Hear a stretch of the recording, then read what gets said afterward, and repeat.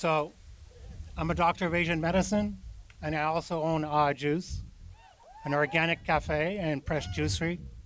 And we do a lot of work to help support people's health, and I do individually in my clinic. I want to say, in Chinese medicine, we always have a yin and a yang. And so what you're hearing today is a lot of yang, a lot of action-oriented kind of stuff. And I saw this great sign that said, freedom is oxygen to the soul. Freedom is nurturing. And we all need to have freedom for whatever it is that we need to do in our lives. I also want to give thanks to the people who are involved in making this possible. We've had quite a year, haven't we? Do you remember back in March of 2020 when we were living our lives normally and suddenly we were hit by this pandemic? Now, I don't spend a lot of time in front of the black mirror, if you will. So it took me by complete surprise. There's a lot of gifts that have come out of this. This is one of them, right? For a year, I've kind of been standing on my own, kind of making a stand, knowing that what was going on wasn't right, that there was no truth to it at all. And I'll tell you a few reasons why this was true. And suddenly, I got wind of this group, and I knew what was going on, but it was mostly on the computer, on the phone, and you could read all these articles. Well, back in March of 2020, when the pandemic hit, or we were told that there was a pandemic, then the lockdowns came down. All the non-essentials were closed down. Eventually, the beaches were closed down. Do you remember that? The parks were closed down. And all our freedoms were taken away. So that's really the essence of what we need to pay attention to. We need to create a constant monitoring of what's going on around us. We believe that we're taken care of. We believe that government officials, the medical association, is there to take care of us. So that's a gift, right? This is the gift that we're learning, that no, these people are not doing that. And we've heard the mixed interests, right? So we have to pay attention, and that's the gift. And people's awareness and people's knowledge of what's going on and how to take care of themselves has grown and grown over this last year. So that's another great thing that's come out of this. Let me look at my notes.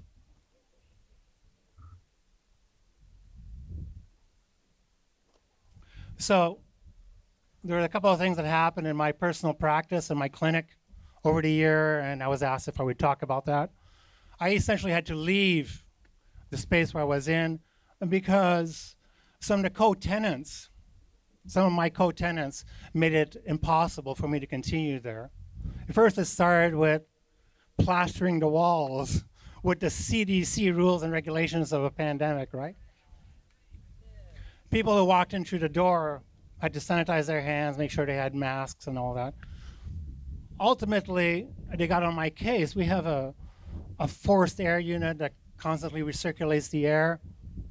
I mix herbs. Some of the powders get into the atmosphere, and you could smell it in their room. I was very excited. So anyways, the owner of the property is Asian, and this is really interesting. So these tenants went to the landlord, reported this to the landlord, and asked that she talk to me. And she did, and she said, you got to follow the regulations, and these are the regulations, da, da, da, da, da.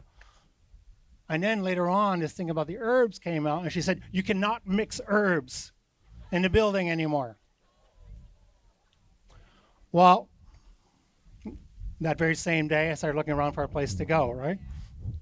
And I did move. Shortly thereafter, I wrote her a really nice letter and told her thank you for the many years that I've been there. And I would have thought that you would understand as an Asian. And when I got back with this beautiful letter that said, I totally apologize. My parents mixed herbs my entire life in our house. I'm totally familiar with that. Can we please work this out? Right? But it's not her I was dealing with. I was dealing with the co-tenants mostly. So I left. At Juice, we got reported by our own customers who would come in, and they would see that people would come in, or there were people who were not wearing masks when they were in the cafe. And so we would get reported. And so we had the first warning from the city. The enforcers came over and said, hey, you were reported. And so make sure you follow the rules and regulations. Then we had a second warning. And we had the third warning. I was there. I wasn't wearing a mask.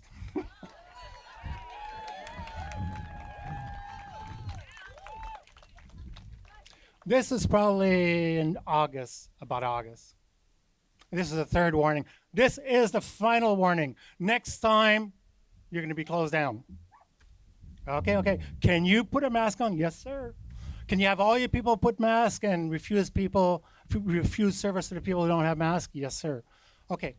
So we had a fourth warning. So I want to say thank you, City of Santa Barbara. Thank you, the enforcers of the rules and regulations who have space.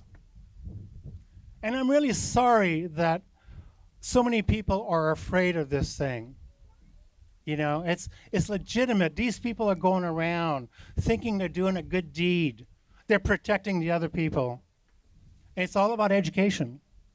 It's all about telling people and educating people what is the truth. And you've heard it here.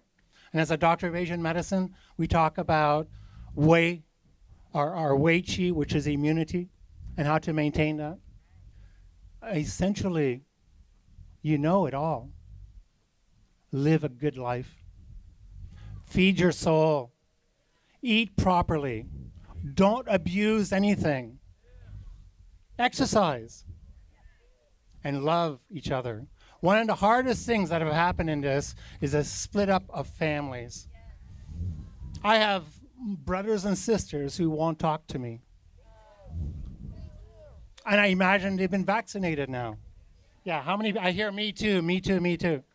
I hear, husband and wives who split up over this.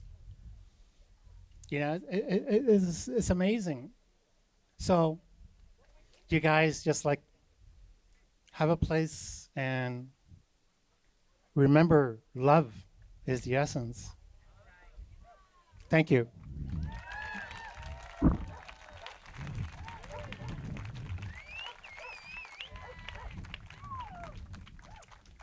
Next, we have another local medical doctor.